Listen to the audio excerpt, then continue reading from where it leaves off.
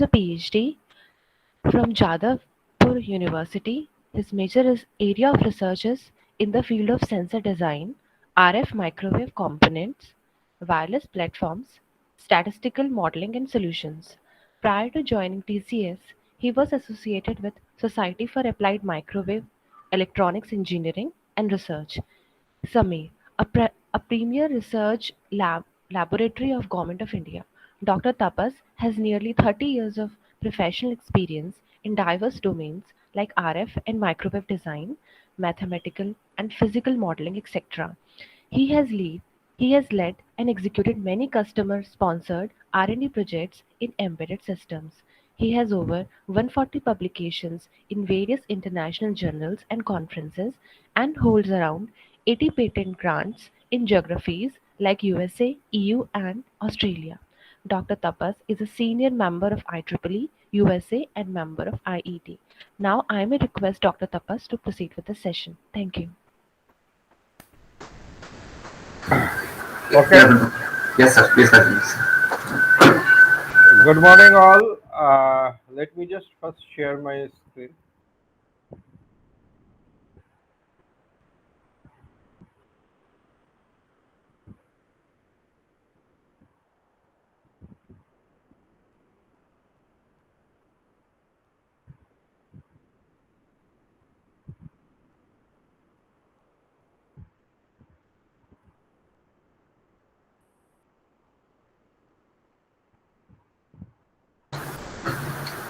Yes, sir. It is visible, sir.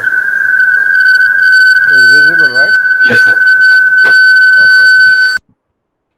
Let me do one thing. Let me, for the moment, just switch off my camera to this thing. It's okay, right?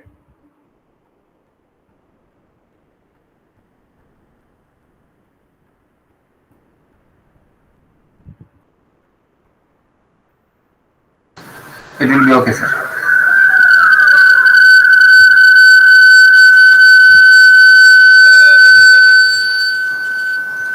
Okay. So I hope you can see my screen now. And good morning to all again. Today I will be talking about radars. Can you please mute yourself? Fine, thank you. So today I'll be talking about radar signal processing, particular emphasis on these applications of radar signal processing. In this workshop on sparse signal processing, yesterday also you must have heard Dr. Anil also, from TCS Labs, who was talking about sparse signal processing.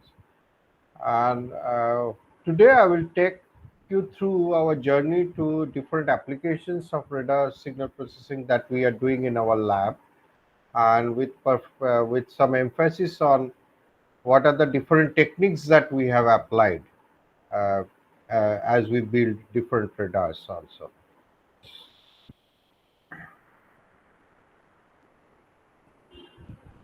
So let me just briefly introduce the three different radar types. I believe this audience already knows quite a lot about radars, but still for the sake of completion, I will touch upon the particular radars that we have been using, and uh, then we will move to people sensing with CW and FMCW radar, because people sensing is an area which significantly utilizes different signal processing techniques. There is no other area which is so complex as compared to people sensing. When I say people sensing, it means it is not just tracking people, but also activity detection. It can also be vital signs detection by radars and unique identification of people, etc.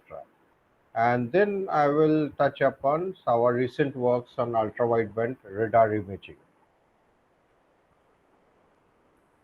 So in TCS, we are working on three kinds of radars. CW, continuous wave radars, that is on the left hand side, that you see some of the radars that we have built using simple radar front ends.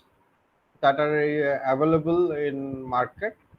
The second one is frequency modulated CW radars. Here also front ends are procured from the market, and rest of the circuitry and signal processing is built by us. And on the right hand side is ultra wideband radar development kit. This comes from Humatics, USA. So CW radar is specifically useful for measuring frequencies, that is Doppler frequencies. So it is used for machine vibration detection from a distance, and then liveliness detection, for example, heart rate and breathing rate, and also used extensively for activity detection for the purpose of utilization in elderly care. However, CW doesn't give you the range, so therefore FMCW is very useful. But FMCW, the Doppler or the frequency needs to be extracted. So therefore, that is one consideration one need to keep in mind. And in our case, FMCW is 24 gigahertz. For this particular one that you can see the picture, it is used again for elderly care, fall detection, geofencing of workers from safety position. And ultra wideband radar we have started using particularly because of its very large bandwidth. In our case, this is a 2 gigahertz bandwidth. It can penetrate, it has a possibility of penetrating human body. So we are using in two ways. One is that in-body imaging. That means if the radar is able to penetrate human body, can we image some parts of the body? And also, if the radar can see a sealed package, can we see whether our desired objects are there or not? So now,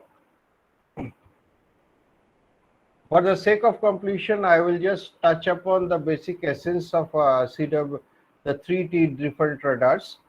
So CW means continuous wave. That means it is continuously transmitting and receiving. So it requires two antennas, co-located antennas, and naturally it doesn't have any time marker. So that which means that it cannot measure range.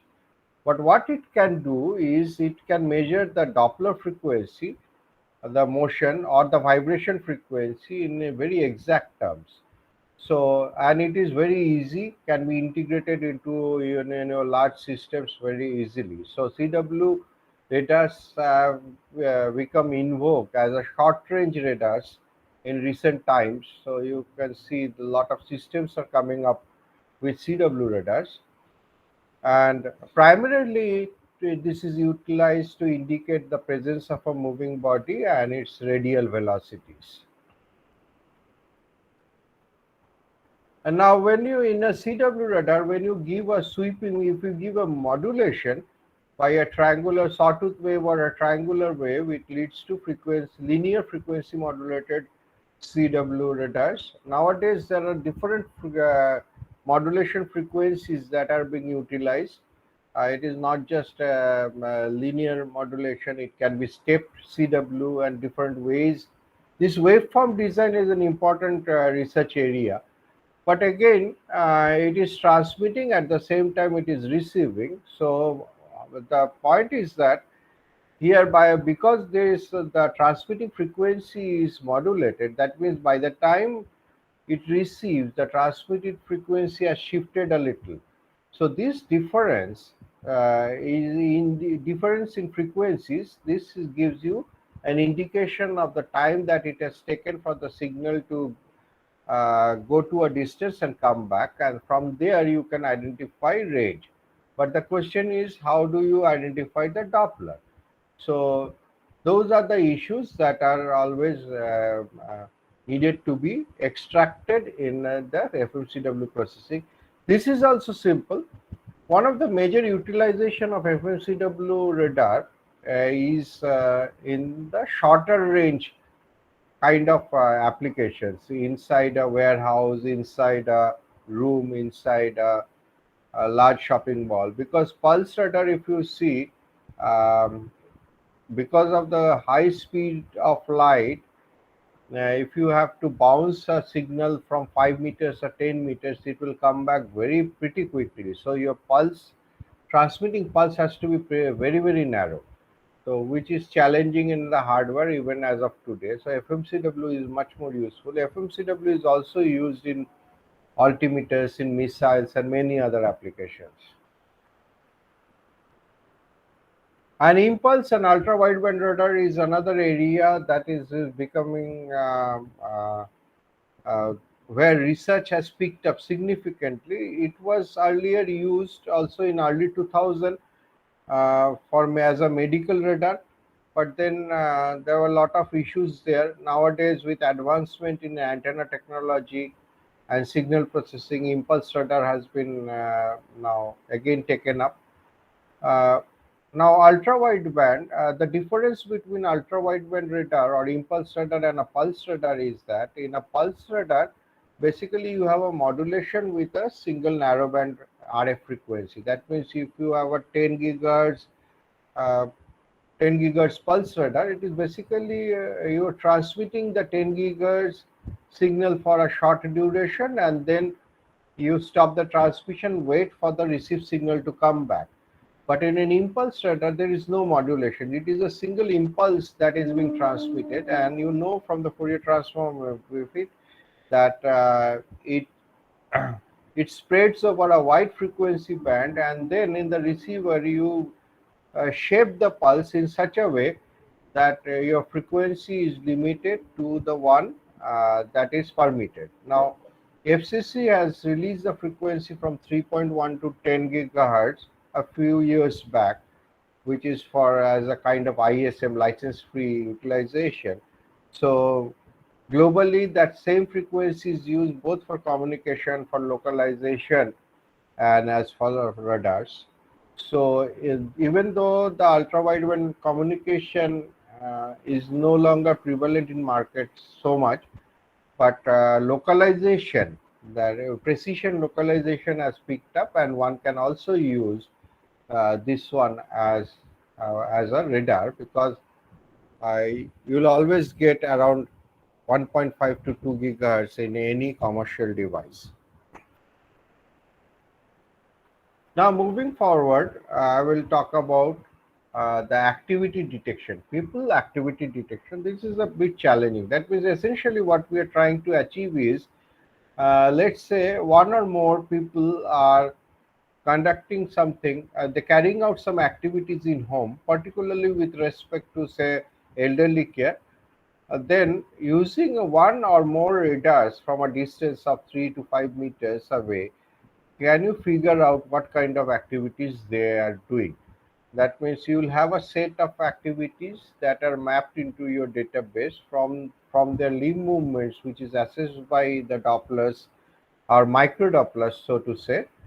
Can you find out? Can you use different state of art techniques to say what kind of activities are being performed? And this is very, very useful in particularly elderly care systems, where an old man is staying alone with a minimal support system, and without using cameras, can we use radars, low power radars, to detect that? So its major applications are, again, the motivation for us that we started working on this is using elderly care. Some of us, we were working with the Singapore government in a major research project in which um, it is called Shine Senior. So what happens is that in Singapore, you know that all these developed countries, more the overall the population is aging. So in Singapore, what we notice is that government takes care of these elderly people when they need support, particularly so because not many are there whose son or daughter are staying with them. So now, after say they are treated in a hospital, they are kept into a government built housing quarters. There are one or two room kind of environment in which there is a wall which is a dark panel behind which the doctors and nurses can come and observe the person. But however, this is not visible at scale, very large scale. So they are considering different ways to monitor them. So this can be wearable kind of watches kind of thing. There can be passive sensors, but the larger view was that if something like a radar is there and which can perform all these things, particularly they want to see whether the person all of a sudden has collapsed either in sleep or in daytime or not. Another important area is worker safety. There are in many countries there is a renewed regulations which says that people working in hazardous areas, particularly in construction, mining, then steel making and other things, additional safety measures to be provided. So there, radar can be used as a geofencing kind of uh, application. So naturally, if you can understand people's activity, track the person, it is quite good for surveillance and security monitor also. So why all of a sudden radar has become important? And it has become important in commercial world. In defense, it was always there, and a lot of advancement has taken place, and it continues to have. But in the commercial world, it has become very important because of a few things. One is that the fundamental difference between radar and a standard camera is that radars are privacy preserving, right? So you don't get to see the person's face or anything. The visual image that you get is cannot be interpreted by human brain. So it is privacy preserving. It also has a different kind of advantages, like it is agnostic to different light conditions, different environment. It can see at night also, and with sufficient bandwidth with today's radars, you can do through the wall measurements also. So if somebody is doing something behind a wall, you can have a good sense of what the person is doing. And some of these new radars means if you use a simple hardware, these are portable also. And what we are also trying to do is using what is called as computational sensing, applying computational sensing in this domain. That means you don't depend on the sensor too much to give you a high quality data. So generally with some kind of prior knowledge, you build a computational model which will determine what kind of sensors that you use. So using generally affordable and generalized sensing principles, one can make this radars portable also. And the onus of inference is primarily on the computational side.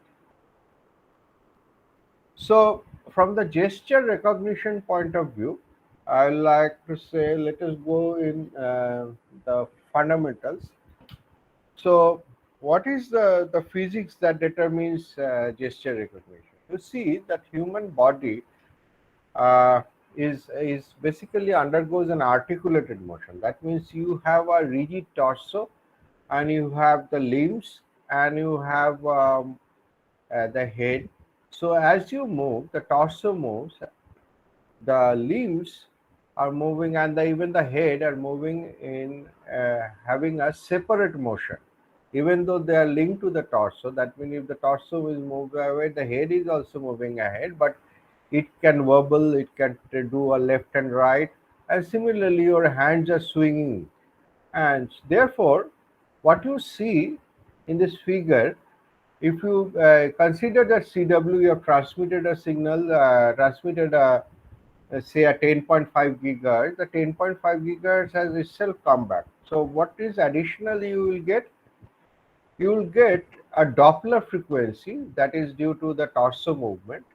But how this additional movements of limbs will get reflected? They get reflected by an effect that is known as microdoppler. That means, in a sense, if you take an IF, you will see a modulation of the Doppler. So this frequency modulation of the Doppler, this is known as a microdoppler effect.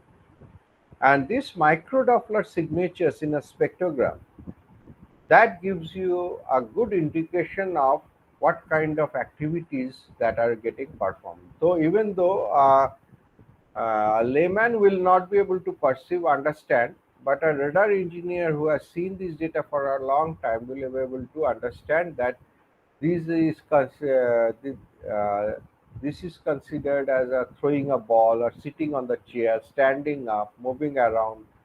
All these activities, gross activities, can be identified, and therefore, what the best way to uh, do this gesture detection or activity detection is the time frequency plots, spectrograms. So there you see these complex patterns, and now apply your signal processing techniques to identify what are the different gestures.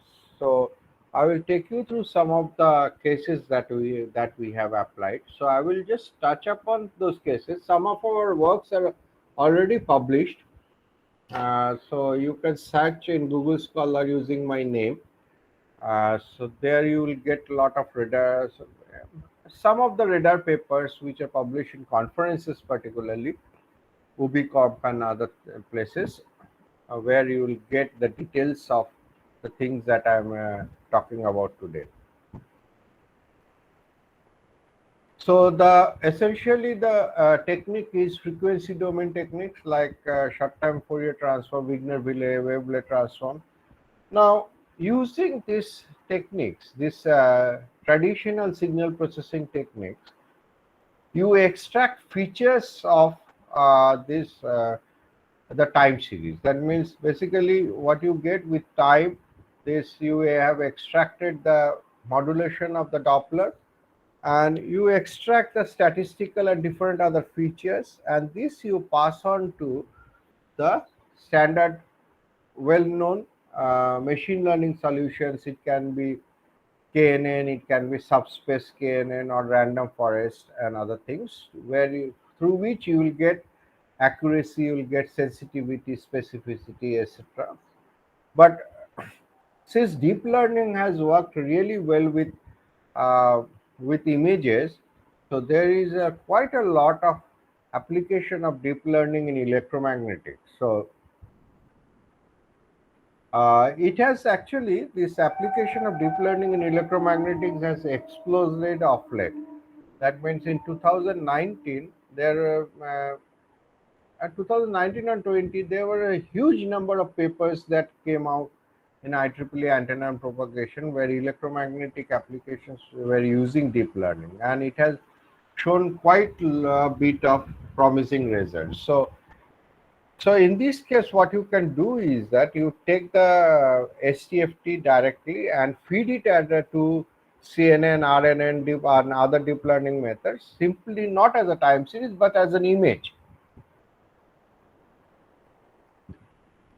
and let these deep networks figure out what kind of activity is a person ensuring. This is also a new way of looking at the things.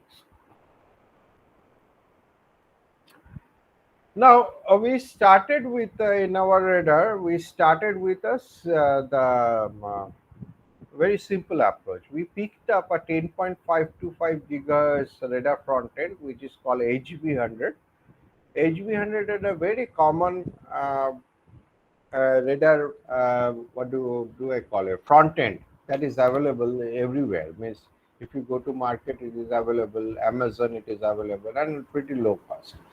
But we have found out that these radars are very stable. That means the frequency and otherwise, uh, it is very useful to find out vibrations, particularly when we tested with known vibrations and movements. We identified that is quite good. So we started with this HB100 radars. These are CW radars, and we wanted to classify them, the activity. However, you see, this is that these radar front ends are very wide field of view because their beam widths are not narrow. So if beam width is not narrow and it is very simple beam width radars, then there are multiple issues. It can pick up another person moving in the field of view, but at the same, even you assume that if there is one person doing some activity, it is will be very difficult to distinguish which part of the body is moving. So we introduced a concept called panel radar. It means we have different heights, different radars. And based on that, we try to identify, uh, first identify which part of the body is dominant in the motion, whether it's a hand motion, upper body motion, or lower body motion. And then we used a two-layered system. That means we first identify which part of the body is moving, and then try to identify from a lookup table that what kind of actions is this. And towards that, we use different type of time frequency analysis. So the architecture is like this. So you have a panel consisting of these small radar modules. So in our case, we used first two, then proceeded on to put three. So the separation between two radar units is 1 meter, and there is what we call as foot radar is essentially a radar that will pick up from your leg, limb, lower limb body motions more, and the top one is hand motions and head motions, and two separate data acquisitions. And from there, we try to do in the first layer, we try to do which part of the body is moving, and then we try to group them into different activities. We started with a small set of activities, controlled experiments, and then try to see that how accurate our reductions are through different approaches. So selected set of actions. So as an exercise, we have, this is just means on the box that it is showing. This is arbitrary to just introduce segregation between different exercises. But there are other standard actions from the gaming, elderly care, and other things. So and additionally, also we tried another thing. We while doing these exercises, we used Kinect. You know why there is a Microsoft Kinect. We use radar and Kinect in co-located to pick up the activities and use them as a ground truth also. So there are different set of actions that have been taken up, and then we moved on to uh, do the analysis. So the two layers of actions that I've already mentioned: course action classification, fine action, and the 7 actions. There are 20 subjects in our lab. Not a lot of people are there, so we use 20 subjects, young people, and each of them did a controlled experiment for 20-second duration activities multiple times. And using the data, we use 10-second windows time to allow all these actions to get completed, and then you randomly mix those actions and did the analysis. Now, one of the questions that you can think of, that even if I ask you, three people to do the same action, like throwing a ball, and if I say that you do this action in this way or in this speed, you will notice that there will always be a difference, and not only in the style of throwing the ball, but also the time that each individual takes. So there is a means, if you select a given window, let's say 10 seconds, and you assume that the start time and stop time of the actions will be identical, it won't be. So the analysis must assume that the time of actions will vary from person to person, and somehow this has to be made identical, but either you squeeze, stretch it, or use some features which take away this time difference part. As an example, uh, on the top side is what the top radar is showing. Now you can see that when it is a hand motion, now here what you are seeing is that you treat this as what is called frequency. It is a microdoppler frequency. That means the Doppler is there. The modulation of the Doppler is what is shown. Now, why that it starts with 0? Because in our radar, it is a single-sided radar. That means it doesn't have an I and Q. If you do not have an I and Q, you will not get the negative Doppler. So that is why we'll say get start from 0 upwards. So you can see that modulation as there is a hand motion.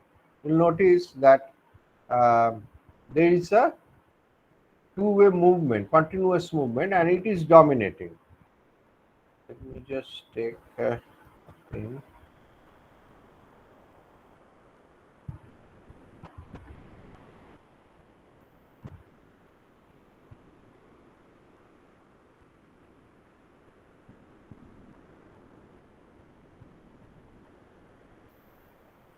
Okay, so you see this one is hand motion, this is dominating. But at the same time, the lower, if you look at the lower bottom radar, it is there, but it is not significant. It is difficult to understand. On the top, you will see a periodicity, right? The hand is moving forward and coming back and things like that. And for a leg motion, the top radar, it is not so dominant, but the bottom radar, it can be clearly seen that there is a periodicity of leg motion. So this kind of periodicity and the information that is embedded in this gives you indication of what kind of activity is going on. So, so the steps in the first simplistic method is that you take the radar sensors, you identify which layer. That means you use the spectrogram, and then you convert it into grayscale, because in the first level we didn't want any significant features inside this. So we essentially converted it, identified the envelopes like the ones that are shown over here, C and D, and from there we use what is called probability mass function. So you know what is probability mass function? The probability measure where discrete random variable has a particular value. So we, for each Doppler bin, these are the Doppler bins. That means on the y-axis, for each Doppler bin, we identified what is the probability mass function from 0 to the envelope value. And then we started doing all these things like four moments, coefficient of variance, all the statistical measures, and then identified features. And from these features, we applied different kinds of machine learning techniques. So the classification results, if I look at it, you will see that different actions are there, A1, A2, A3, and predicted one. You will see that apart from this A3, what was A3? If we can just go back and see the third action, swing right leg and right hand. So there is an ambiguity, right? A3, 3, swing right leg and right action. Now this, apart from this, for other cases, precision and recall, uh, both are pretty high. But only A3, case of the A3, if you see that while there are a lot of other actions there that has been mislabeled as A3. So but however, this multi-layered architecture, it gave a pretty good accuracy of 88.6%. But if we treat this as a multi-class, that means there are 7 classes of them, then accuracy is 84.3. That means if I had taken it as a single layered multi-class kind of uh, analysis, the accuracy was lower as compared to this multi-layered architecture.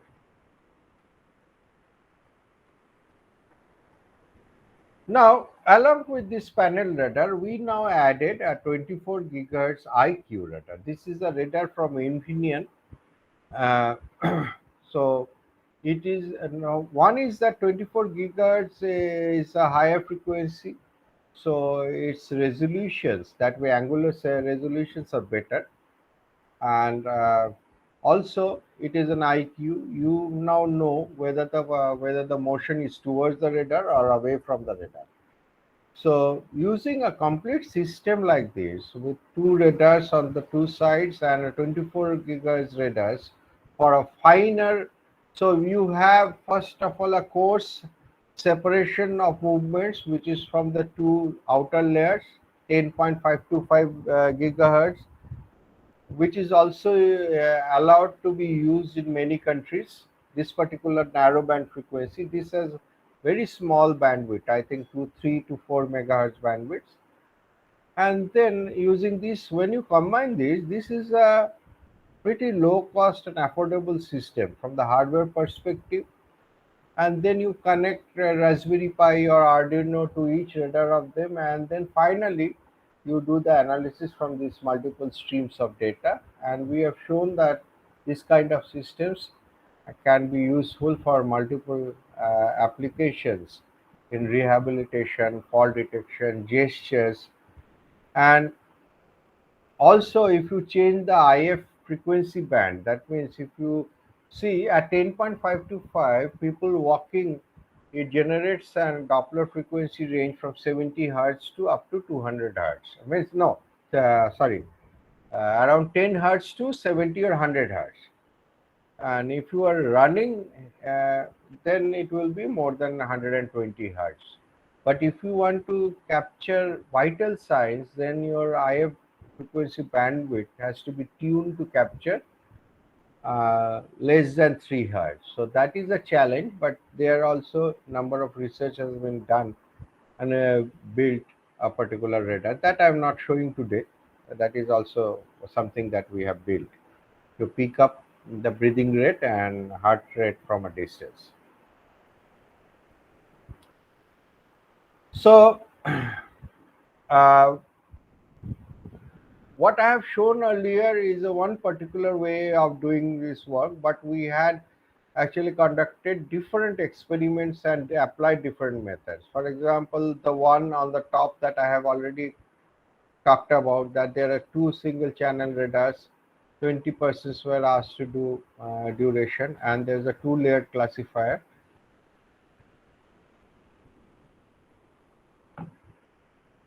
But then we also used the gaming actions, in which we use the Infineon radar on here. We use something called cadence velocity diagram. So it is a already you have a Doppler frequency. From there, you again try to identify the cadence velocity diagram. It is a state transition kind of matrix which gives you indication of how the Doppler modulation varies over time. So it is an additional layer of information. Now, if you look at this cadence velocity, then you will notice that it is particularly used for human actions, and it also takes care of to a large extent the time differences. So, and then you use 2D 2D PCA. PCA, you know, so there is a 2D 2D PCA. So using these techniques, we have got a 92% accuracy. I think this paper is also either published or going to be published. And endlessly clear, we have for a very small people set, we have got very high accuracy. And in addition to that, we have also used built a simulator to do means basically we generate these micro Doppler signatures for different kind of actions. So by using physics, so then these actions are used again for training. So there are different ways that has been applied. Now, one of the areas that we have been working on in our sensing is called unobtrusive sensing. That means sensing from a distance. And a major artifact component of this unobtrusive sensing is a multi-sensor fusion framework, in which there is an autoencoder based multi-sensor fusion. Now it applies different ways of both unsupervised and supervised method of fusion. And in this particular, I will not talk about the details of this. So this is a pretty complex of this multi-sensor fusion framework. But when it was applied on this two radar signal, that is top and the bottom, it did the entire classification in a single shot. And at a lower cost of computation as compared to a deep network. And then you do the standard thing, like you split up the signal 60/40 or 80/20, and then you do tenfold cross validations and apply them. What has been seen that our accuracy, precision, recall, and essentially all these areas like sensitivity, specificity, accuracy, all are coming out much better than your state of art. And you see the first one we have already published in Rubicon 2020.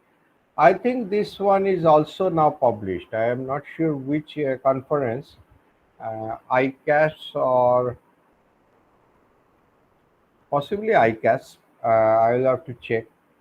So you can connect to me. I can share the papers with you if you are interested in doing studying more on this one. Now, there is some interesting observation that we have seen from experimenting on a large number of people. That means we have tried this out from different sets, different subjects, different radars. So what we have observed is something pretty unique. So in the first case, you see, we tried to do a classification using spectrogram data only. So the specifications are given on the left hand side. We obtained spectrogram with 256 points Kaiser window, and all the specs are given. The dimension of spectrogram window is given, and then we apply I use the features. Using the features, we use different kind of classifiers with 80-20% training. Different sets of classifiers that we have used is given listed over here. And the best classification for this data is subspace KNN, which gives you now if you take this experimental data, mix them randomly and split it up in such a way that 80% of the data is used for training the model and 20% is kept aside for testing, then you will see that we've seen that we get a pretty high accuracy, right? So, and from all these things, we identify that okay, subspace KNN for our case is giving the best accuracy. Now, if you do, you take a different set of person, and the person who was not there in this original model building set. In these two cases, even though you split it, the each and every person is there in the model building because it is randomly split. In this case, these are the unseen people outside this set which is used to build this model. So while this training accuracy is 93%, a completely unseen data gives you in subspace KNN 46%. The base that is obtained is 53%. Now this is possible, but why? The question is why is it so, right? Why there is such a dramatic fall in accuracy? Is it something to do with the model, or is it something to do with intrinsic nature of what we are trying to find out? So in the process, what we did, we went out with the CVT, which essentially, you see, the spectrogram time frequency plot is sensitive towards start time of the gesture. The CVT is a frequency plot. That means both axes are frequencies. They essentially the repetition of Doppler frequency in a cycle. So therefore, it is essentially in the frequency domain. So with the time of completion of the gesture is not significant. So once you do that, again you process the same thing in by splitting in different ways. Those are given over here. Again, subspace KNN is giving you the highest accuracy through different splitting methods. Also, it is checked. And now the unseen data, the accuracy has gone up from 46. Earlier it was how much? 46.875. Now it has gone up to 73.75, and that increase is only due to changing from spectrogram to CVD. But even then, 73 is quite low, and we anticipate that whatever you do, however big your model can be, whenever an unseen data comes in, means a person of different gender, for example, comes in, you will not get a significantly enhanced accuracy. 75 to 80 probably will get in this unseen data. Essentially, one of possible reason is that each one of us is unique in doing an action. Unique in itself plus conducting an action is definitely uniqueness is there. And if people to people there is a significant variation, then it becomes very difficult to actually classify anybody's actions as detect an activity as XYZ if you do not know that, if that is not part of your model. So this is also an indirect representation of individual uniqueness of people.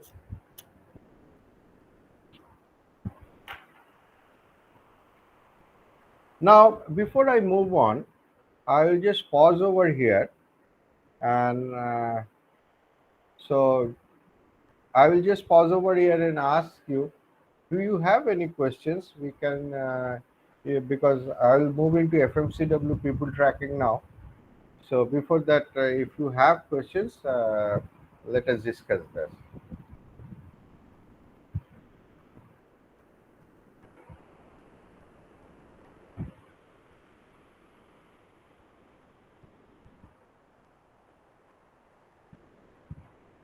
No questions?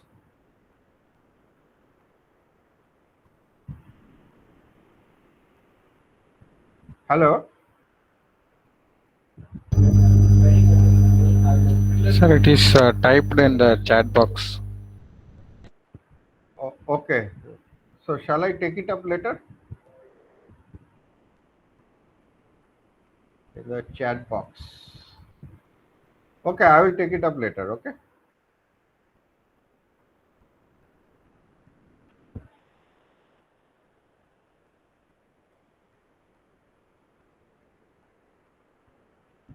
Okay. Let me just go forward with people tracking and identification. And this is where we are using FMCW radars. Okay. Primarily, one great vision of ours is that we want to identify using radar the uniquely identify human beings using radar signatures alone, right? So, for example, the idea is that if you know a person, and then even if the person is walking away from you with back towards you, probably will be able to recollect who the person is. That is, as gait it gives you a significant marker so of the identification of the person. So we wanted to try out different ways of identifying a person using radar signatures. And naturally, one of the areas that we are actively looking into is the indoor people tracking and people activation. And on top of it, we will add our activity and state recognitions. So we started with this particular radar. It is called DF990. It is from Agile Sense of Singapore. It is a low cost, around $30, I think, piece front end, and very well made. And it is a very narrow beam, as can be seen on the top figures, directed beams, and it is from 24 gigahertz onwards. So even though 24 to 24.175 is usually reserved as an ISM band, this radar can actually move higher. 24, it can move up from 24 to 24.35. Now, the higher frequency sweeping, a higher bandwidth gives you a much better resolution. That means 24 to 24.175 gives you a range resolution of around zero point 0.7 meters, which in an indoor is not that good. But if you go take the higher frequencies also, if you can sweep across the entire frequency band, you will get a higher bandwidth, which give you um, a better positional resolution, for which is useful for tracking. But there is also, if you see that this tuning voltage by the frequency, there is a non-linearity because these are low-pass systems. So the frequency doesn't change linearly. So this non-linearity will also affect the kind of signals that you get. And the IF amplifier, it has an IF amplifier which gives you the data, and its response is from 100 hertz onwards.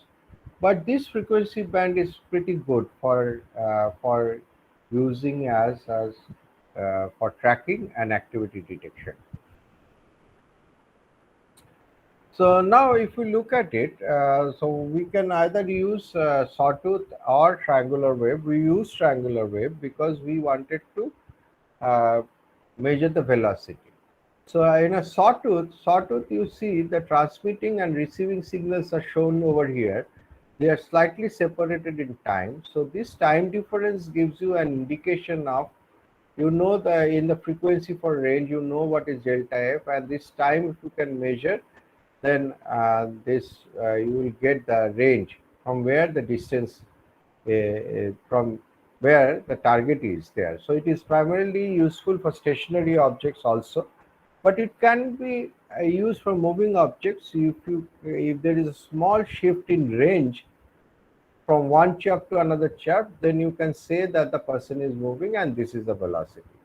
But better is to use a triangular waveform, where from the up chirp and down chirp you get these IF frequencies and use them together to get both the range and the Doppler. That means you have to cut out those chirps from your received signals and then process it and to get this velocity. But then there are a lot of lot of challenges also there. For example, closer ranges give you the higher error, and the velocity on the higher range is also give you higher error. So for all this selection of this, it is not just what is the sharp frequency that you select and other things that gives you, that has to be carefully chosen, because what kind of range that you are trying to use, what kind of velocities that you are trying to detect, all these errors and ambiguities are determining factor for them. And you see that highest detectable velocity is maximum when the subject is placed midway between the radar and the highest detectable range. So all these things have to be taken care of when you select the chart frequencies and then the voltage, which in turn gives you how much tuning will be there, frequency modulation will be there. So essentially, if we look at it, there is a waveform generator, and which goes to the through the VCO, which modulates the VCO, and which get transmitted. And when there is received signal, it goes through an LNA, and you get the IAQ amplifier and radar signal processing. The radar signal processing, you have this charm generator inside you, the front end, and then there is a call detrending. You first take the chirp data extraction, you filter it out, and there is something called detrending, in which you move out from the chirp, changing pitch up way to a useful data format which you can to extract the range and the motion frequencies. And then one can use again a multi micro Doppler analysis for this. So you use take range Doppler and then apply single object, multi object, and then as it goes on, this entire data will progress. And spectral analysis need not be a simple FFT. It can you can apply music algorithms, and there are spirit. There are many ways in which this can be applied to get a much better resolution for this. So an example in our lab, you see on the right hand side, um,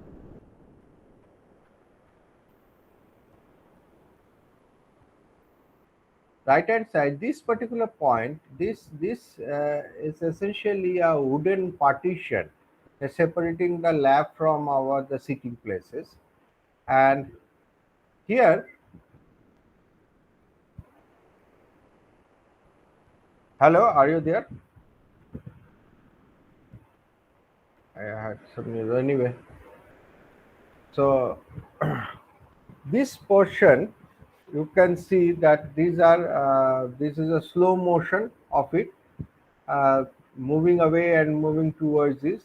So points are pretty well tracked, but as soon as the speed increases, there are a lot of points which got mixed. Now, while the overall movement is seen well, but this needs to be, the problem needs to be looked into in greater details for this kind of radars. So here you see the different areas where one person is moving, and then once one person who is static and another person is moving, this portion is always there, and two persons one can be segregated. It becomes more and more complex, but the possibility that multi-person tracking is possible is first shown through simple demonstrations. That means you take a range versus velocity plot. It will show you what are the possible errors in range, both range mapping as well as the velocity. However, we didn't rest on it. For our actual application with customer deployment, we started researching on this new Texas Instrument FMCW radars at millimeter wave frequencies. So TI has come out with these radar modules. So these are called beamforming radars at 60 gigahertz and 77 gigahertz. 60 gigahertz had been launched recently. 77 was already there, which is used for autonomous cars, but can also be used indoors. It has, I think, 4 transmitters, 3 receivers, or vice versa. That means we can apply beamforming on this, and it can be very easily used for people tracking. So we started working on both 60, 77 and 60 gigahertz. But why this difference? So 77 gigahertz uses 77 essentially is a license spectrum. It is nowadays it will be used primarily for autonomous cars. Here you get 4 gigahertz bandwidth, means 77 to 81. But because of its high frequencies and lower wavelength, you get a very fine spatial and Doppler resolutions. But the field of view is narrow. What does it mean? That means that this radar is far more directional. Okay, so and so when you are trying to identify a moving vehicle on road at a larger distance, 100 meters or beyond, then this is required, definitely required. But when you are at a shorter distances, say 5 meters or below, this becomes detrimental, because then you have to keep on scanning the beam across the entire room to keep tracking the people. So it is a very sensitive frequency. So another frequency that has come up is 60 gigahertz.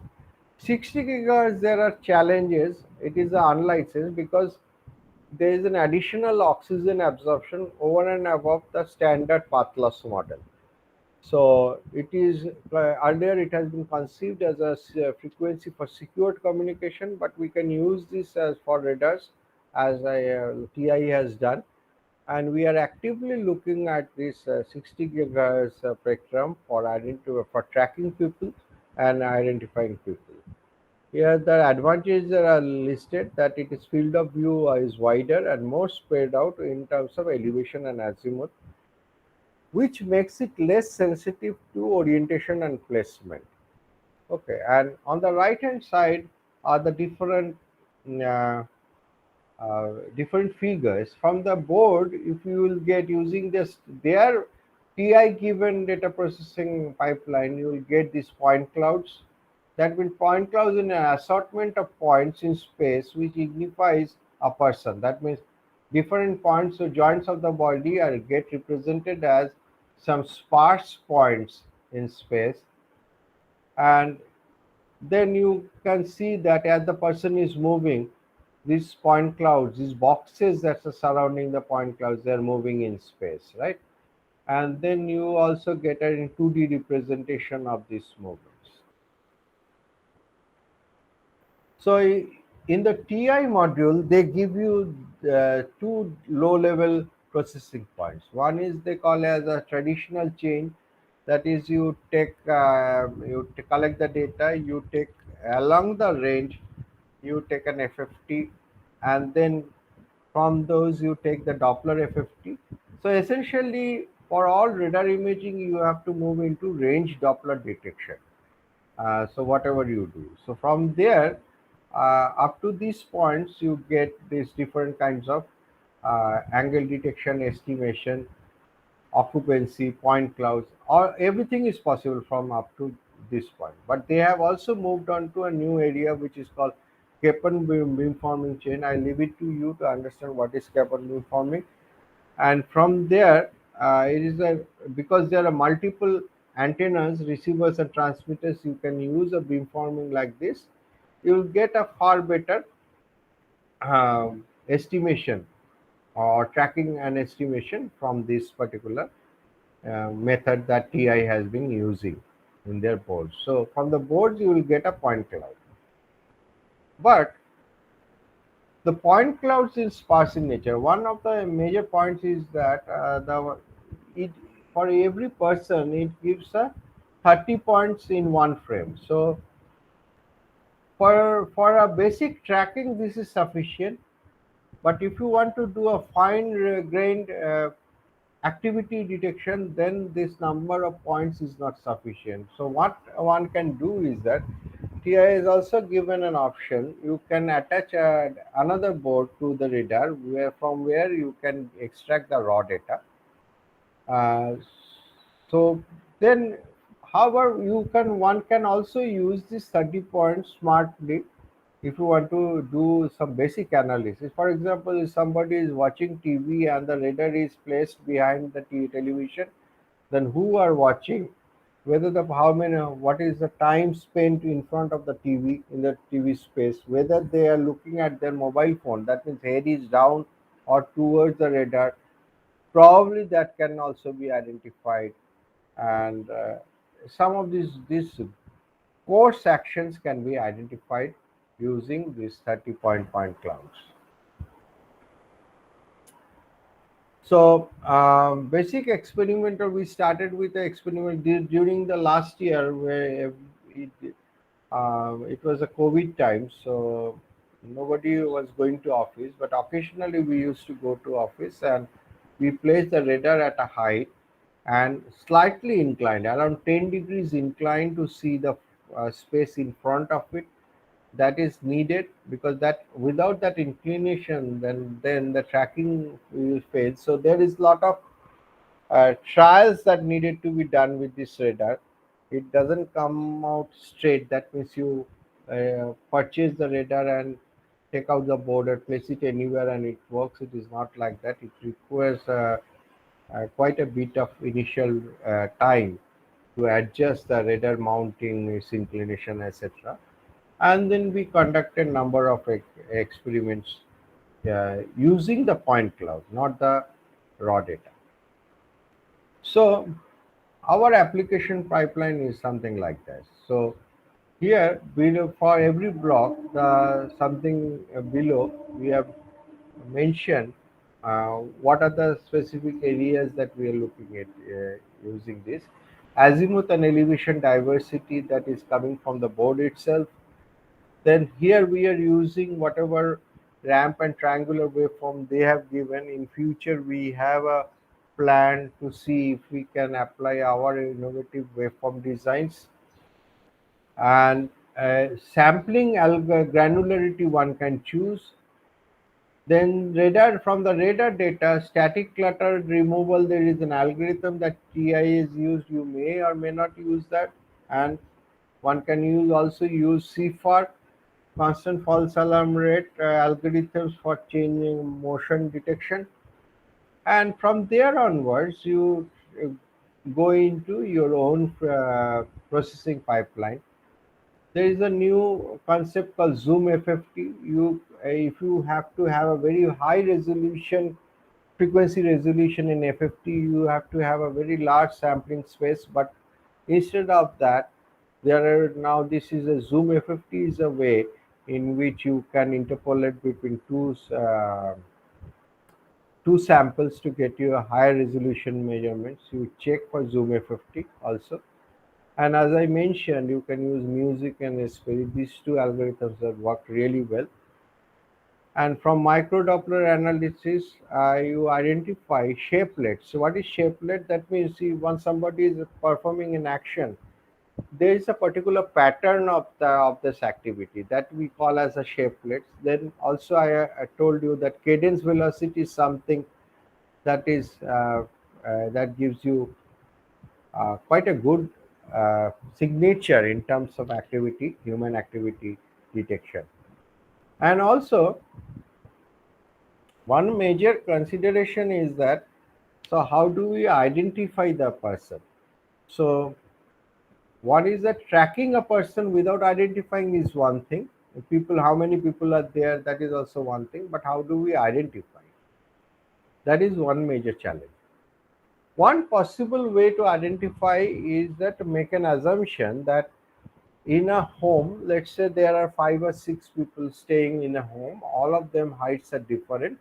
So if you measure the heights and if you already have a template in which you know that who is what, then it is a brute force way of identifying a person. But the problem is that it is easier said than done, because how when the height is measured a person, particularly when the radar is mounted on the side walls, it is looking downwards. The height measurement changes as a person comes closer to the radar and as it moves away from the radar.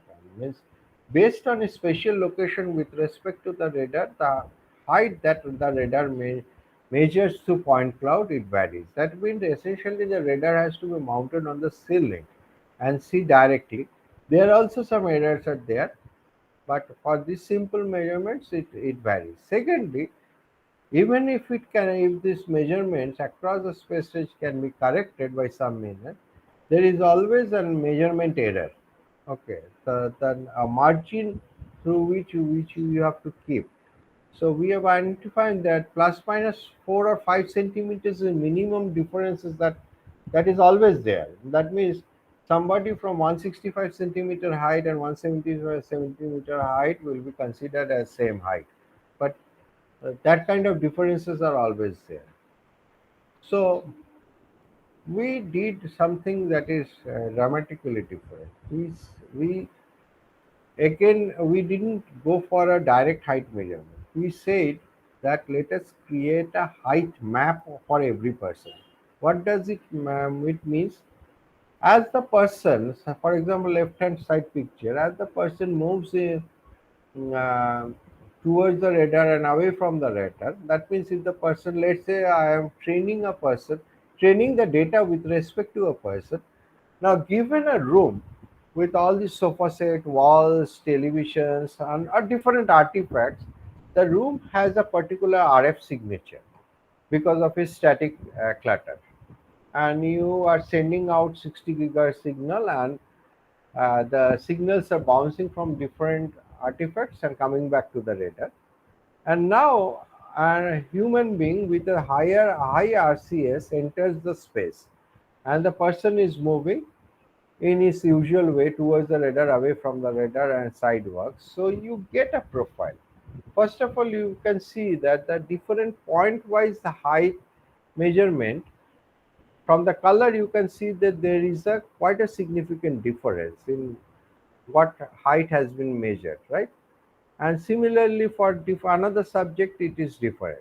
So given an environment, we notice that different people have a different shape, 2D shape of this map. That means if you look at the radar at a certain point in space and it is looking down along this path, in which is straight line path, if you consider it as a two-dimensional plane cutting across the person, then for every person moving into a particular space, there is a map with respect to the person's motion. This map has lot of intrinsic undulations on its surface. Those are the features that denotes a person moving into the space. This is called height surface profile that we have invented essentially.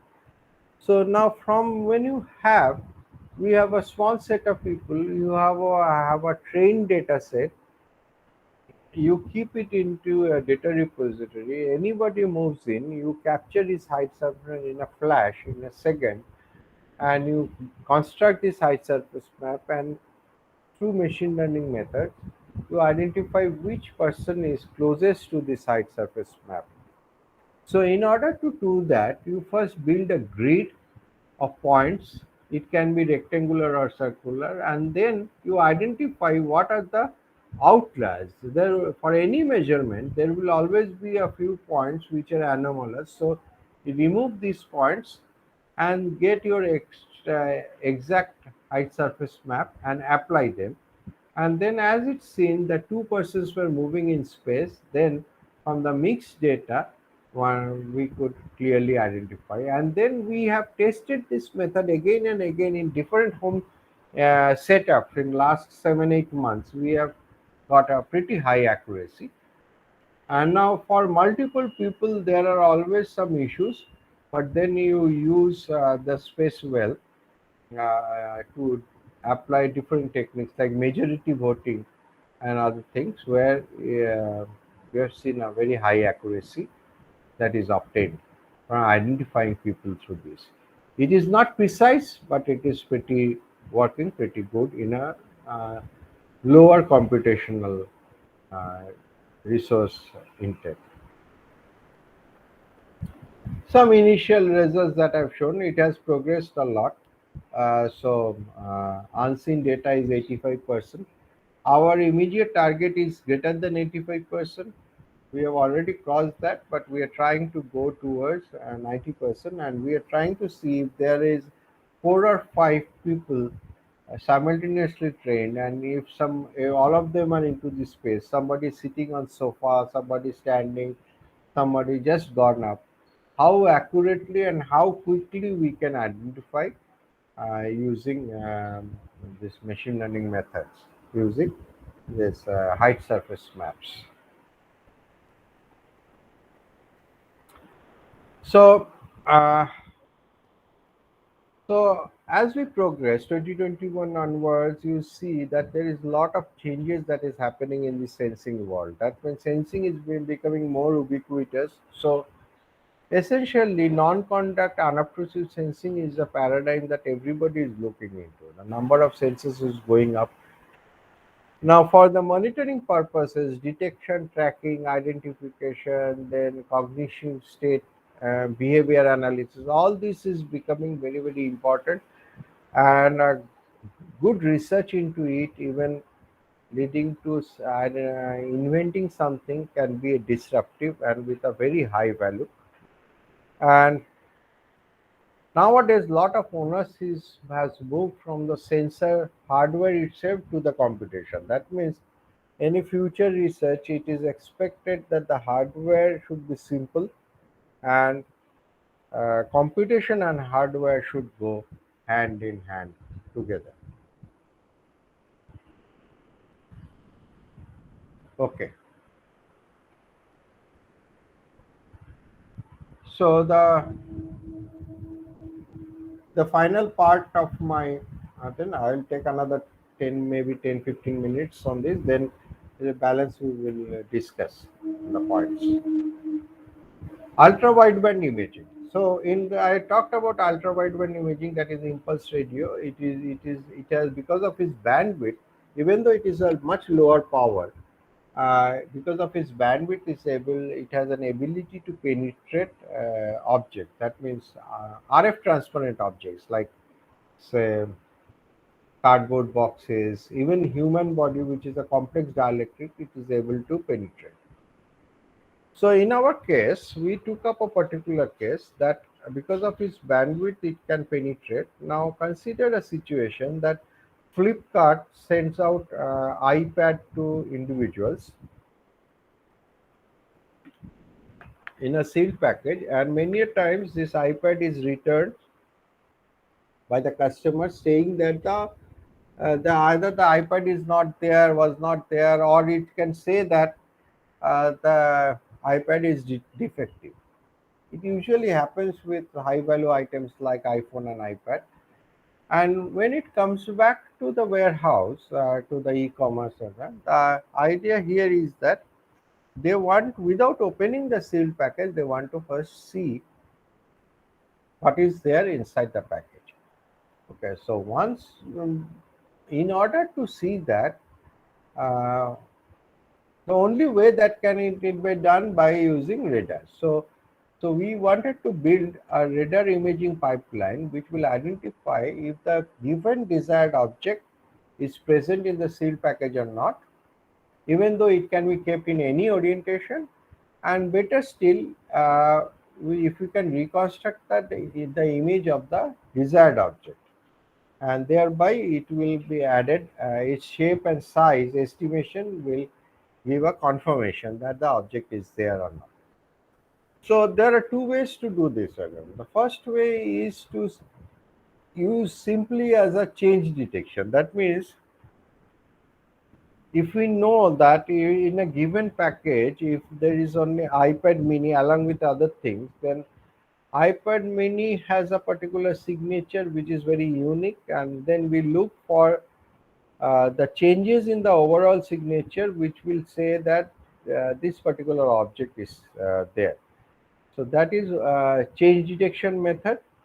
And the second method is imaging, which is even more tougher because you are trying to image an object from a distance after through penetration, and essentially trying to reconstruct its outer shape and estimate its size. Okay, so in order to do the first one, change detection,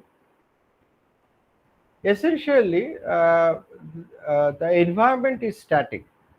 So that gives rise to clutter. So in order to segregate the objects from a static layer, one needs to introduce a motion. So if the radar is moving, antennas are moving in sequential, it corresponds to synthetic aperture radar kind of imaging. And if the object is moving, radar is still, it is the inverse synthetic aperture radar.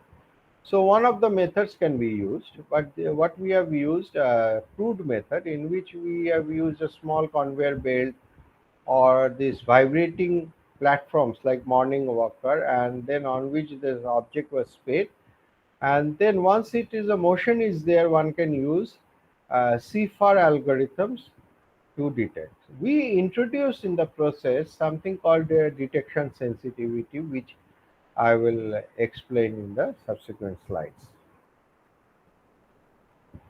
So let us say a typical setup like this. This is the dotted lines is a conveyor belt.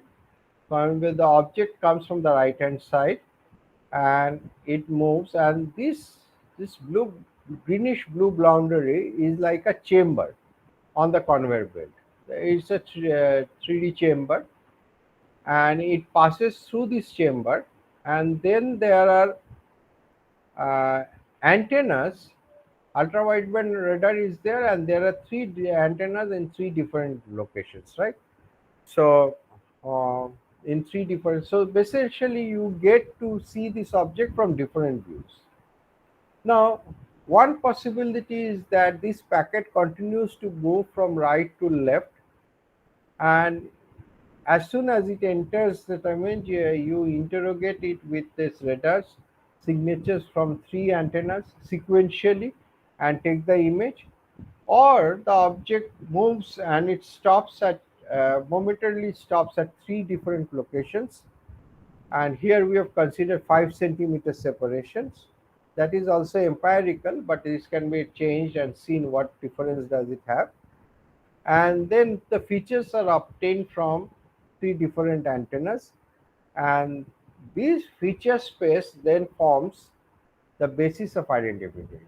That means when the package is going out from Flipkart to the customer, it passes through uh, one such tunnel like this, in which all the features with respect to the iPad in which it is spec, these are captured, and more number of devices are passed. Then you now have a knowledge base which constitutes, which takes into account all the statistical variations between the different objects.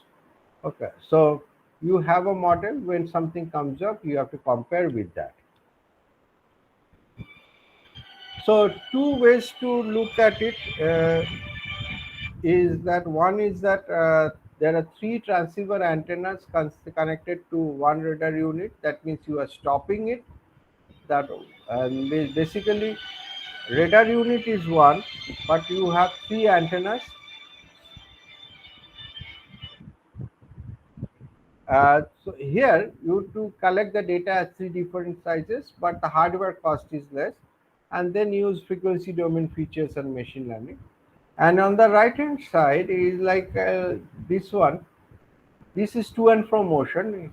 3 different radar units are used. That means you are looking at this motion from 3 different perspectives at simultaneously.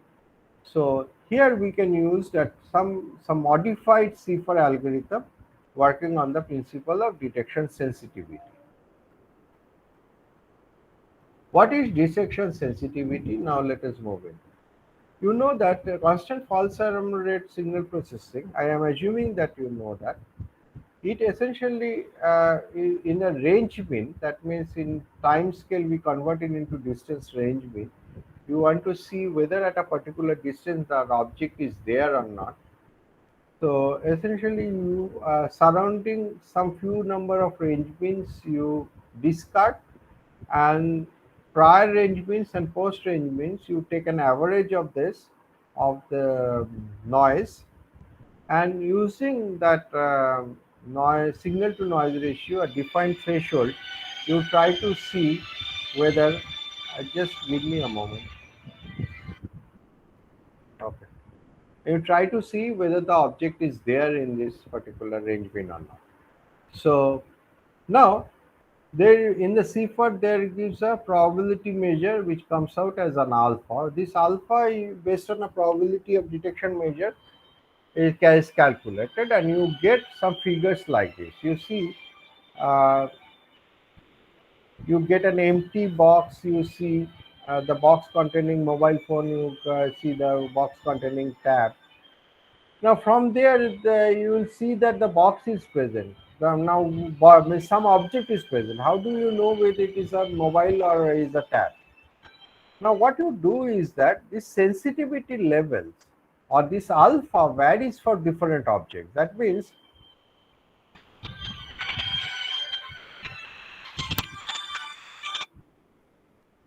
আমি একটা presentation দিচ্ছি।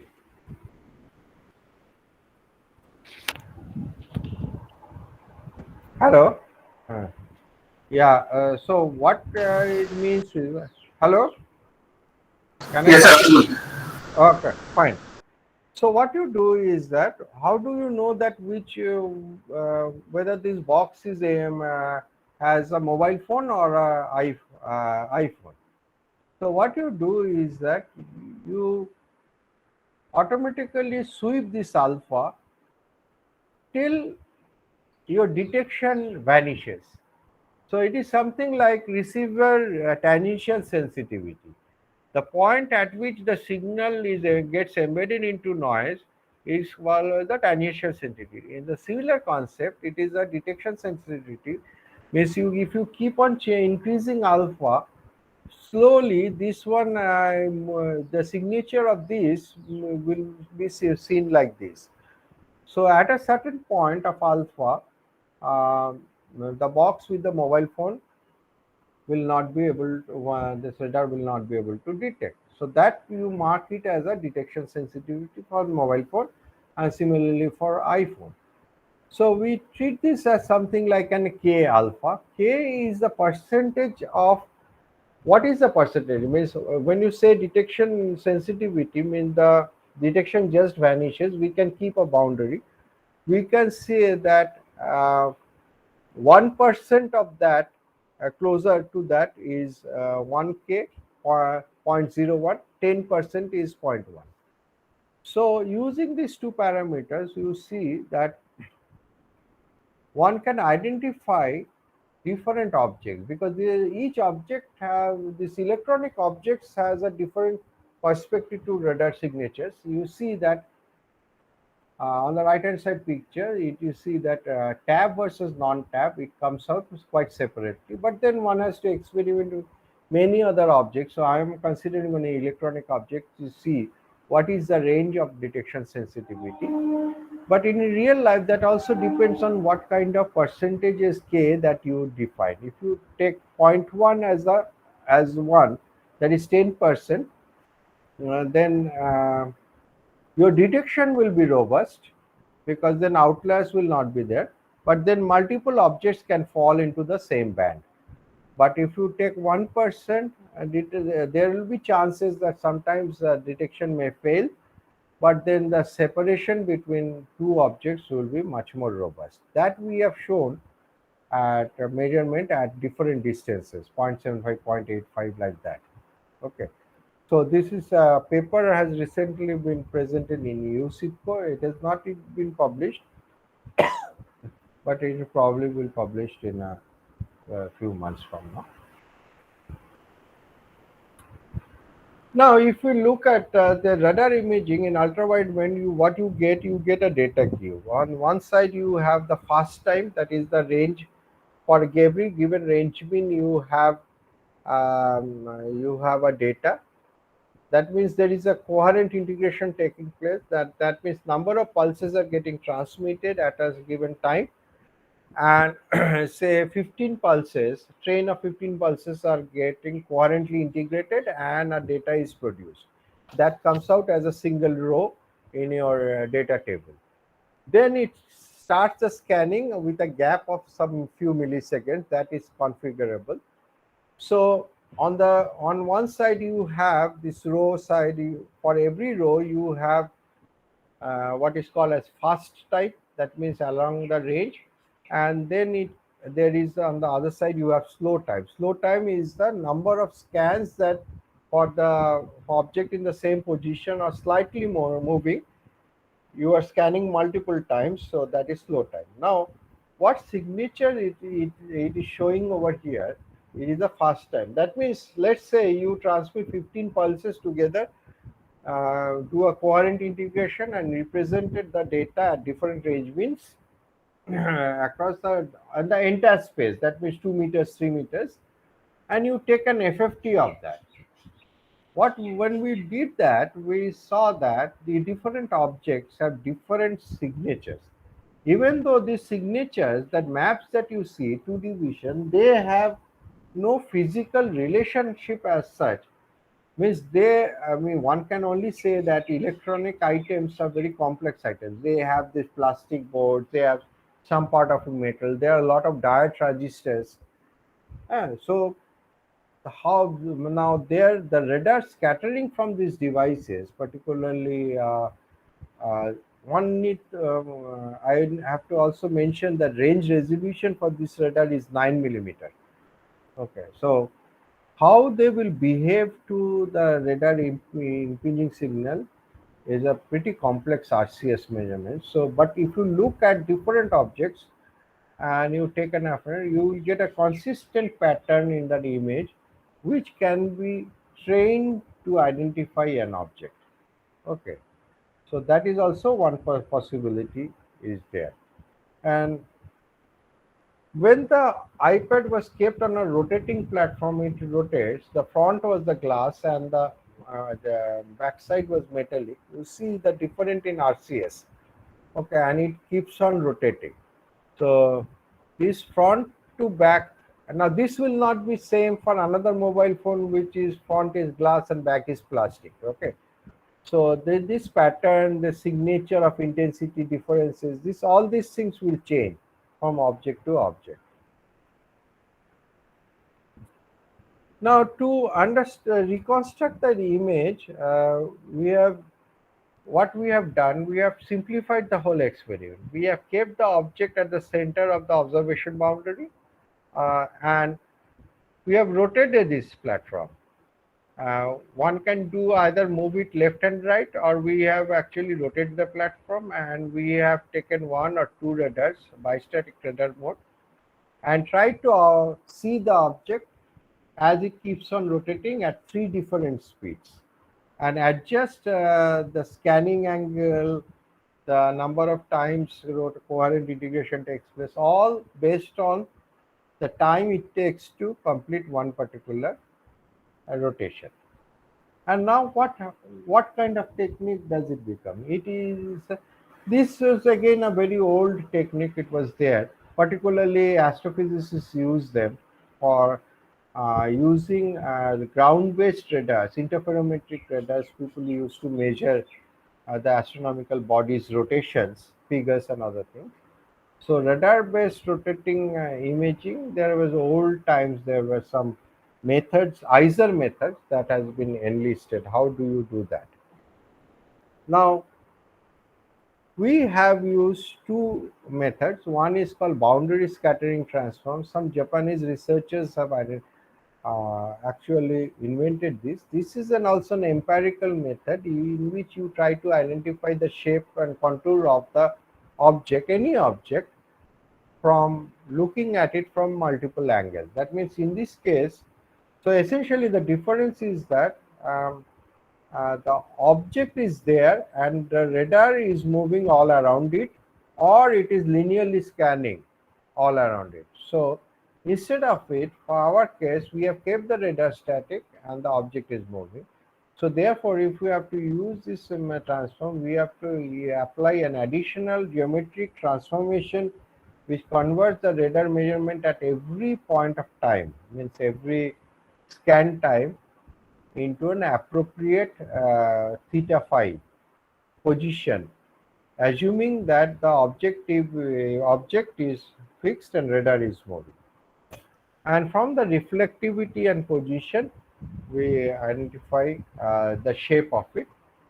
And then second one is also quite heavily used. Sum and delay beamforming and techniques are quite heavily used. We have also tried to use them to get the image of an occluded object. We have succeeded to some extent, but not yet fully.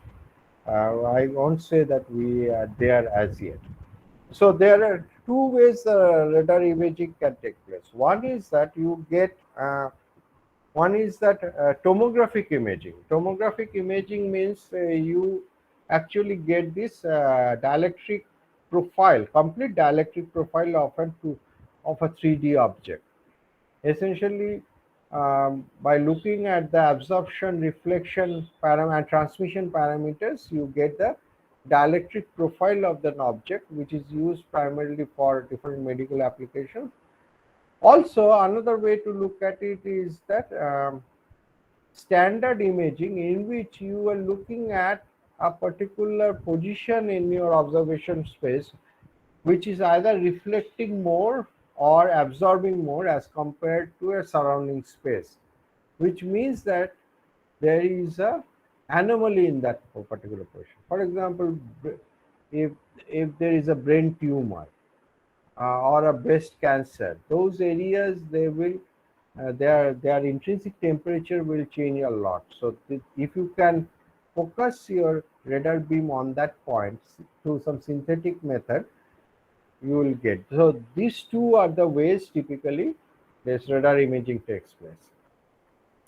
So in our case, we just in the first case we took a single metal plate and we use this boundary scattering transform. This is also a boundary scattering transform. You get papers, uh, I think in IEEE also or some other papers. Japanese authors, they first came out with it. We modified as per our need, but you can take a look at it. And we got some dimensions which is very promising but not accurate. Means 15 we got as 22 centimeter, 30 we got as 26 centimeter, something like. But the shape is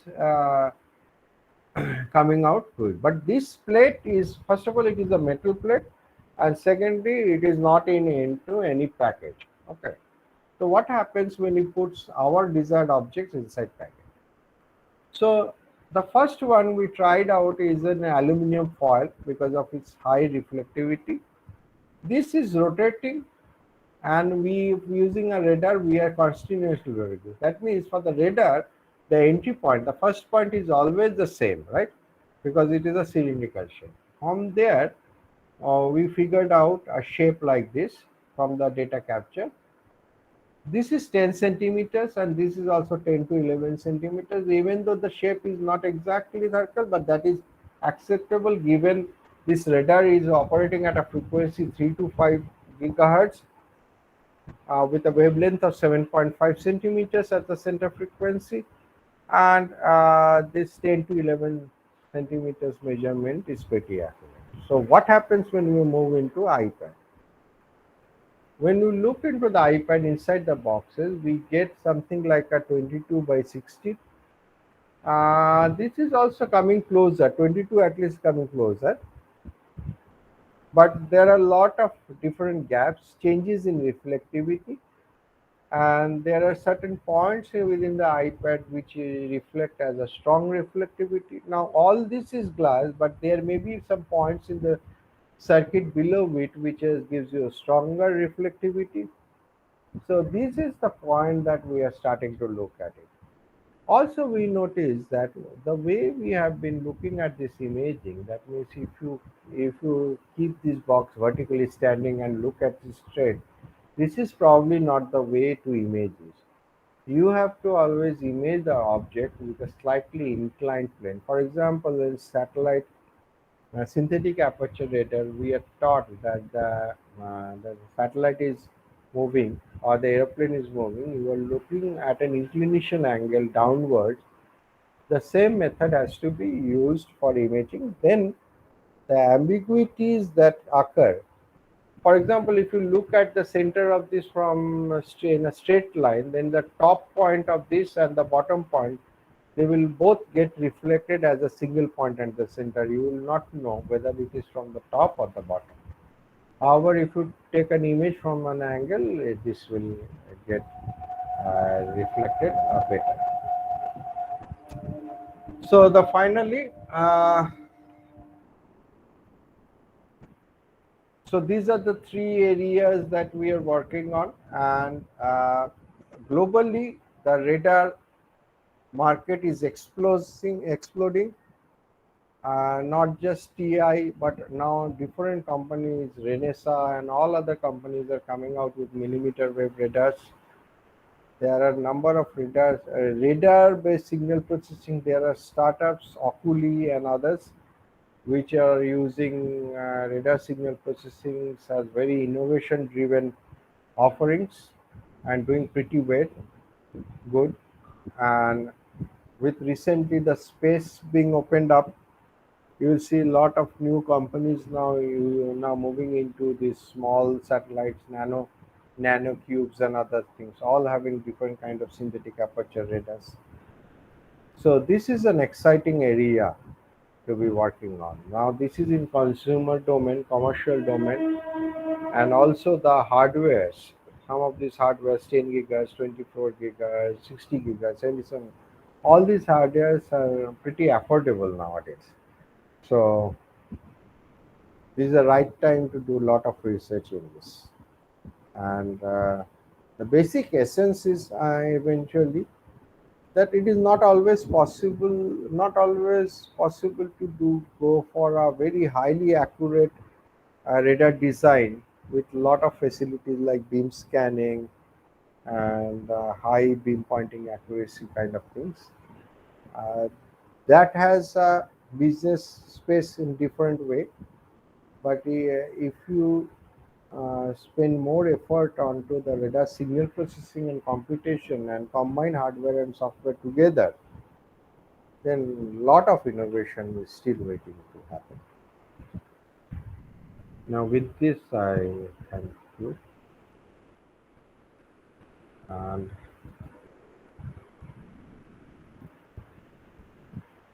let us now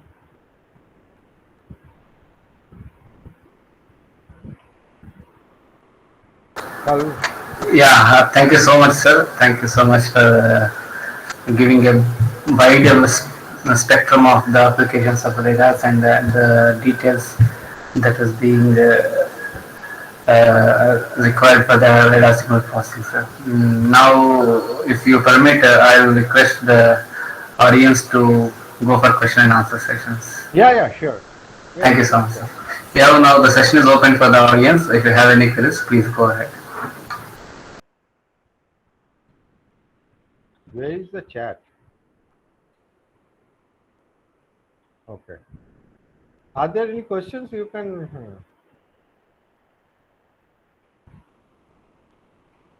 Okay, I can see. Acha, what is the full form of CVD? Cadence velocity diagram. You search, you will get it. Cadence velocity. What is cadence velocity? Get it. Next, Vikas Vaghel has asked, all set of actions can be analyzed in camera and deep learning. What is the significance of using radar and machine deep learning? Okay. So, yes, camera and deep learning. The point of where radar is coming in is that privacy preserving action. So, I mentioned during my presentation that if you are inside of for any senior person, elderly person, if you wire this with a lot of cameras everywhere, will they like it? Probably no. And with a very stringent privacy laws coming up in Europe, particularly GDPR, so radars is one way, privacy preserving way uh, to monitor them. But then the difference is that what you see through camera is something that your eyes can interpret, right? We are tuned to interpret this straight away. But radar signatures, if you see that these are the images, you cannot interpret. So that is, but radar has an additional signature which is called phase. So that these two can be used to apply the understanding of it.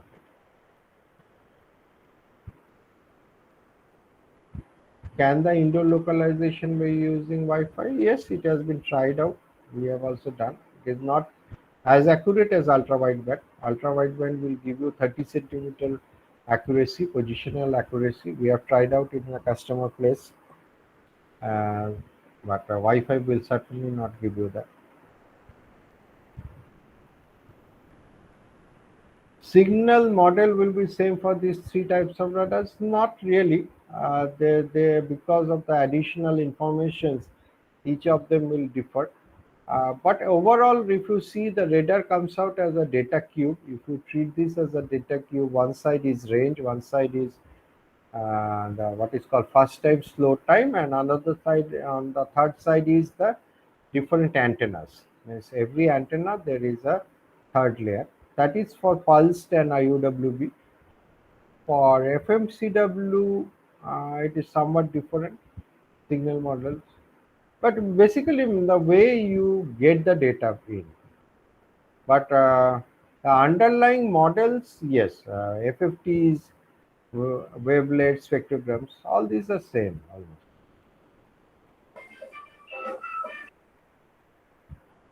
Which platform software you use for machine learning? Python, MATLAB.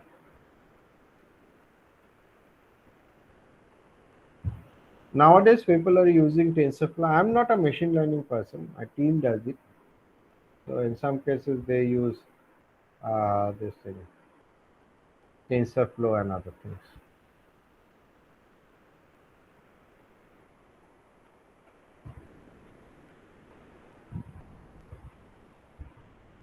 So anything else?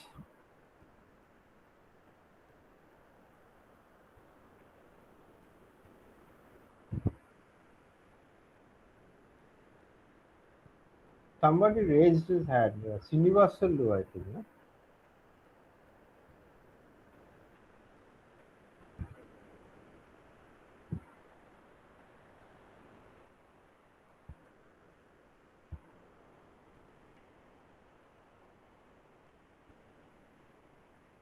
So a few questions are being posted in the chat box. Yeah, yeah. Go ahead, please.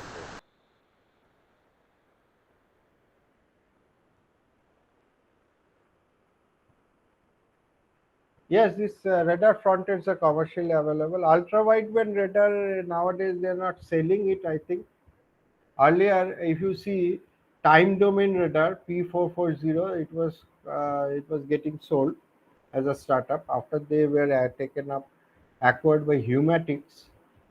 I'm not sure even now that whether we will get another development kit or not. Um, but for CW, FMCW, lot of new companies have come out. In Germany, there one company has come out. I have forgotten the names right now, but just if you take the simply the front ends, Agile Sense is a company from Singapore, which you will just search for it. HB100, DF990, uh, Agile Sense. They have sell these front ends from Singapore. You buy those front ends and they give a data sheet. So you build your associated IF circuitry and other things along with it. You will make a very good radar for at home for your lab at a pretty low cost. That means $30 and other things is nothing. Yeah, so in Germany also some of these things. HB100 is available in this Amazon itself. You search with Doppler radar or HB100, you'll get it. It varies from 500 rupees to 1500 rupees. And in between, they were selling another one in 24 gigahertz CDM 324, but this is not available right now. But we are also making our own radar through using IIT Kharagpur. Uh, we had given them a project for making a dual frequency radar FMCW 24 and 2.4 gigahertz, which is customizable. That means you will be able to control the number of antennas put on it, the waveforms, power level. So if you buy the front end, you are limited in that sense.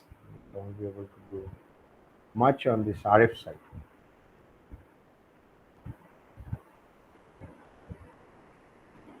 Infineon gives you this 24 gigahertz radar platform, and because of the need, lot of companies now are very actively trying to come out with radar ICs. Ultra wideband ICs are available, Deca wave and other things. So you have to make it a radar. Ultra wideband making an ultra wideband device into a radar is not a easy task. But for other cases, this one can straight away use.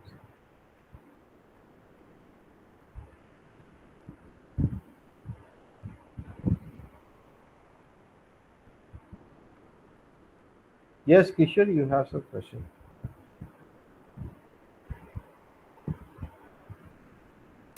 As such, no, sir. I'm just seeing for the participants who can ask the questions. So the final call for the participants, if you have any questions. Sir Saul Gaholi is one question. Oh, are you using a single antenna or an array of antenna for ultra single antenna? We are using both single and ultra wideband, one antenna for transmitting, one antenna for receiving.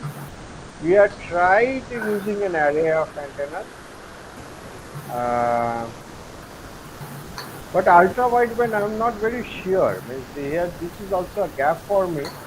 What is an array for which for radar which has a 2 gigahertz bandwidth.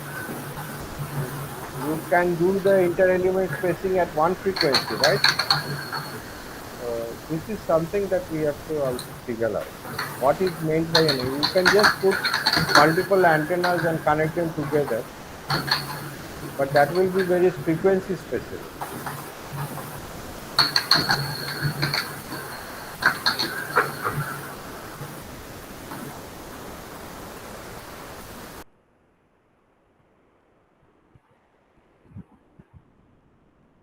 Fine. Then thank you so much, sir. Thank you so much. Thank you. Thank you so much for accepting our invitation and sparing your valuable time on this holiday, sir. Thank you so much. Thank you. I Uh, hope my talk has been useful. yes, I very sure, sir. The participants might have enjoyed. Almost 46 participants have been joined today. So I'll be back to you with some credentials, sir. I may require some credentials from you. Yeah, Okay. sure, sure. So any feedback on the participants, if you would like to share, it will be good enough. I request one or two participants to open up your mics and share your feedback based off this session.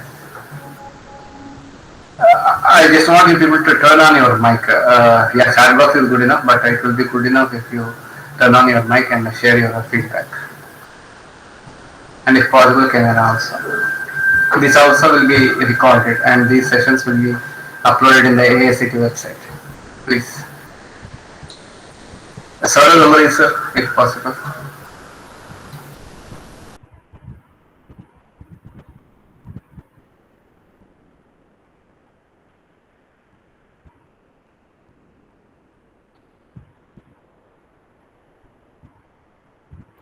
Yeah, any participant can open up your mic and give your feedback. That will be good enough, even for Uh, the. yes, sir. Sir, I am Saurabh Ganguly, and Hello, Saurabh. hi, sir. How are you, sir? I'm fine, fine, thank you. I know Dr. Chakravarthy for I think more than 15 years, and sir, it was very nice today. Very informative lecture. And sir, I just want to know what are the recent any research trends that are going on in this ultra wideband. Uh, uh, what further research we can do, because this what I understand that sir, can you, if you can just tell a few. Okay. So ultra-wideband radar research is also booming right now. It has not matured so far. Primarily, people are looking for this through-the-wall imaging, Yes, sir. and second is that there is a concept called space mapping. That means using a robot and a radar mounted on it, you have to map very precisely an indoor space, let's say an indoor space with lot of beams, corners, occluded spaces. Okay. Can this be done? This is one way. Also, it gives you a lot of other areas that things that we are doing behind an object you can image. Microwave imaging is a major area that is also being used using ultra wideband radars. So all those microwave imaging techniques are being again looked at. Okay, sir. And healthcare is a natural choice. You can always Yes, sir. use for tumor detection. Then there is a food quality detection. If you can find out some water content. So some of the old tech things are also coming back because of the reduction of cost in this radar.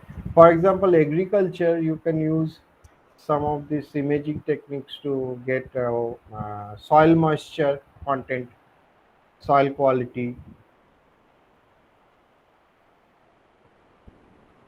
Okay, sir.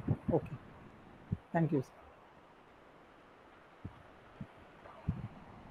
Yeah, any other participant who would like to share or ask some queries?